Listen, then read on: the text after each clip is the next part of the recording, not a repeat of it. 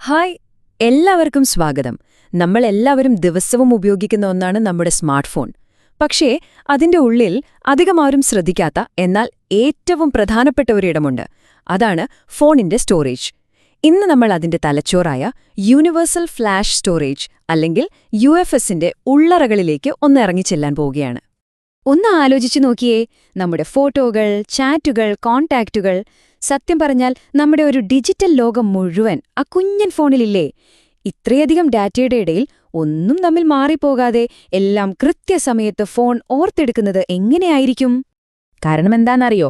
അതൊരു വെറും ഡേറ്റ വെക്കുന്നൊരു പെറ്റിയല്ലാത്തതുകൊണ്ടാണ്. മറിച്ച് കൃത്യമായ നിയമങ്ങളും പ്ലാനും ശക്തമായ സുരക്ഷാ സംവിധാനങ്ങളൊക്കെയുള്ള ഒരു ഡിജിറ്റൽ മഹാനഗരം പോലെയാണ് അത് പ്രവർത്തിക്കുന്നത്. അപ്പോൾ ശരി, നമുക്ക് ആ നഗരത്തിലേക്കൊന്ന് പോയി നോക്കിയാലോ? ഏതൊരു നഗരത്തിനും ഒരു അടിത്തറ വേണമല്ലോ. അപ്പോ എന്താണ് ഈ ഡിജിറ്റൽ നഗരത്തിന്റെ അടിത്തറ?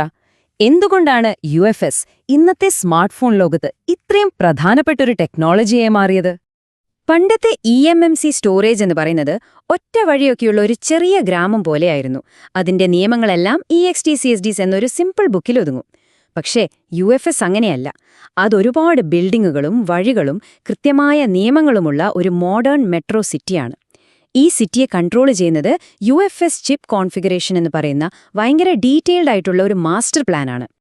അപ്പോൾ ഈ മാസ്റ്റർ പ്ലാൻ എങ്ങനെയാണ് ഈ ഡിജിറ്റൽ സിറ്റിയെ ഇത്ര കൃത്യമായിട്ട് ഡിസൈൻ ചെയ്യുന്നത്? അതിന്റെ ഒരു സ്ട്രക്ചർ എങ്ങനെയാണ്? നമുക്ക് നോക്കാം. ഈ പ്ലാൻ അനുസരിച്ച് സ്റ്റോറേജ് എന്ന് പറയുന്ന വലിയൊരു ബിൽഡിങ്ങിനെ പല പല റൂമുകളായിട്ട് തിരിച്ചിട്ടുണ്ട്.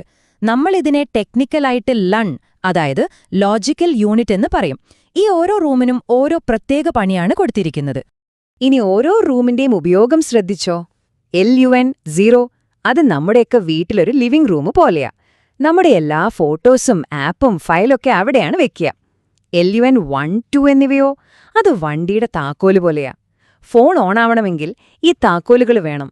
എന്നാൽ WLUN അഥവാ RPMB എന്നത് ഒരു സീക്രട്ട് ലോക്കറാണ്. പാസ്വേഡ് പോലുള്ള അതീവ രഹസ്യ സ്വഭാവമുള്ള ഡേറ്റ വെക്കുന്ന ഒരിടം. അപ്പോ ഈ നഗരത്തിനൊരു മാപ്പുണ്ട്, അതില് പല റൂമുകളുമുണ്ട്. പക്ഷേ ഈ ബിൽഡിങ്ങിന് തന്നെ, അതായത് നമ്മുടെ ഈ സ്റ്റോറേജ് ചിപ്പിന് അതിൻ്റേതായ ആർക്കും മാറ്റാൻ പറ്റാത്ത ഒരു ID കാർഡുണ്ട്. ഈ ID കാർഡിലെ വിവരങ്ങളെയാണ് നമ്മൾ ഡിസ്ക്രിപ്റ്ററുകൾ എന്ന് പറയുന്നത്.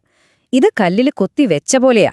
ചിപ്പ് എപ്പോൾ ഉണ്ടാക്കി, അതിന്റെ ശരിക്കുള്ള കപ്പാസിറ്റി എത്ര, ഇങ്ങനെയുള്ള ബേസിക് കാര്യങ്ങൾ. ഇതൊന്നും ഒരിക്കലും മാറ്റാൻ പറ്റില്ല. ഇതൊരു ഒറ്റ ID കാർഡ് മാത്രമല്ല കേട്ടോ, ഒരു പേഴ്സ് നിറയെ ഡോക്യുമെന്റ്സ് ഉള്ള പോലെയാണിത്. അതിന്റെ ഡിസൈനിനെക്കുറിച്ച്, അതിന്റെ ആരോഗ്യത്തെക്കുറിച്ച്, അങ്ങനെ ഒത്തിരി കാര്യങ്ങൾ. ശരിക്കും പറഞ്ഞാൽ ആ ചിപ്പിന്റെ ഒരു ഫുൾ ഹിസ്റ്ററി തന്നെ ഇതിലുണ്ടാകും. ഈയൊരു വരി നോക്കിയേ, ഇത് ചിപ്പിന്റെ ഹെൽത്ത് റിപ്പോർട്ടാണ്. 0% മുതൽ 10% വരെ ആയുസ് ഉപയോഗിച്ചു എന്ന് കാണാം. എന്താ ഇതിന്റെ അർത്ഥം? സിമ്പിളാണ്. ഈ ചിപ്പ് പുത്തനാണ്, അതിന്റെ ലൈഫ് തുടങ്ങിയിട്ടേയുള്ളൂ. ഒരു ടെക്നീഷ്യനെ സംബന്ധിച്ചിടത്തോളം ഇത് വളരെ പ്രധാനപ്പെട്ട ഒരു വിവരമാണ്, അല്ലേ? ഫോണിന്റെ ഒരു ഹെൽത്ത് ചെക്കപ്പ് പോലെ തന്നെ. അപ്പോ നമുക്ക് മാറ്റാൻ പറ്റാത്ത ചില ബേസിക് കാര്യങ്ങളുണ്ട്. പക്ഷേ അതോടൊപ്പം തന്നെ നമുക്ക് മാറ്റാൻ പറ്റുന്ന ചില സെറ്റിംഗ്സുമുണ്ട്. ഇവിടെയാണ് നമ്മുടെ ചിപ്പിന് അതിൻ്റേതായൊരു പേഴ്സണാലിറ്റി അല്ലെങ്കിൽ ഒരു സ്വഭാവം വരുന്നത്. ഇവിടെ 2 തരം സെറ്റിംഗ്സ് ഉണ്ട്. ആട്രിബ്യൂട്ടുകൾ എന്ന് പറയുന്നത് നമുക്കിഷ്ടം പോലെ മാറ്റി എഴുതാൻ പറ്റുന്ന ഒരു റൂൾ ബുക്ക് പോലെയാണ്.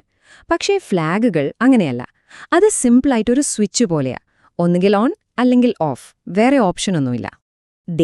ഈ കാണുന്ന ആട്രിബ്യൂട്ട് ഫോണിനോട് പറയുന്ന ഒരു ഇൻസ്ട്രക്ഷനാണ്.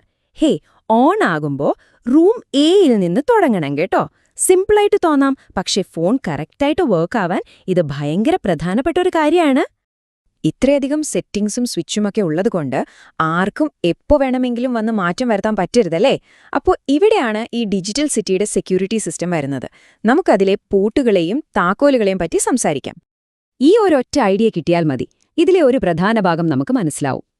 ചില സെറ്റിംഗ്സ് OTP ആണ്, അതായത് വൺ ടൈം പ്രോഗ്രാമബിൾ, മായ്ക്കാൻ പറ്റാത്ത മഷി കൊണ്ട് എഴുതിയ പോലെ. ഒരിക്കൽ എഴുതിക്കഴിഞ്ഞാൽ ഒരു സ്പെഷ്യൽ താക്കോലില്ലാതെ അത് മാറ്റാൻ പറ്റില്ല. പക്ഷേ OTP സെറ്റിംഗ്സ് പെൻസിൽ കൊണ്ട് എഴുതിയ പോലെയാണ്. എപ്പോ വേണമെങ്കിലും മായ്ക്കാം, പുതിയതെഴുതാം.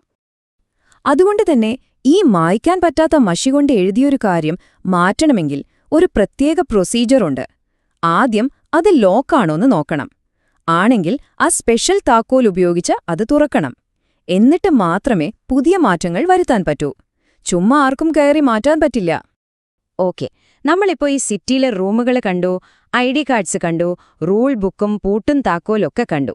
ഇനി നമുക്കൊരു സ്റ്റെപ്പ് പുറകോട്ട് വന്ന് ഈ മൊത്തം കാഴ്ചയൊന്ന് കാണാൻ ശ്രമിക്കാം. ഒന്ന് ഓർത്തു നോക്കൂ, നമ്മൾ ഇത്രയും നേരം സംസാരിച്ച ഈ കോംപ്ലക്സ് ആയിട്ടുള്ള സിറ്റി, അതിന്റെ ബ്ലൂ പ്രിന്റും സെക്യൂരിറ്റി സിസ്റ്റവും എല്ലാം കൂടി മാനേജ് ചെയ്യുന്നത് ഒരു ഭീമൻ ഡേറ്റ സ്റ്റോറേജിനെയാണ്. ഈ കേസില് 119 GB. അതിന്റെ ഒരു വലിപ്പം ഓർത്തു നോക്കൂ. പക്ഷേ ഇതിലെ ഏറ്റവും ഞെട്ടിക്കുന്ന കാര്യം എന്താണെന്നറിയോ? നമ്മള് ഈ പറഞ്ഞ ഡിജിറ്റൽ മഹാനഗരം, ഈ ഒരു പ്രപഞ്ചം മുഴുവൻ നമ്മുടെ വിരൽത്തുമ്പിനേക്കാൾ ചെറിയൊരു ചിപ്പിലാണിരിക്കുന്നത്. ഇത് നമ്മളൊരു ചോദ്യത്തിലേക്കല്ലേ കൊണ്ടുപോകുന്നത്?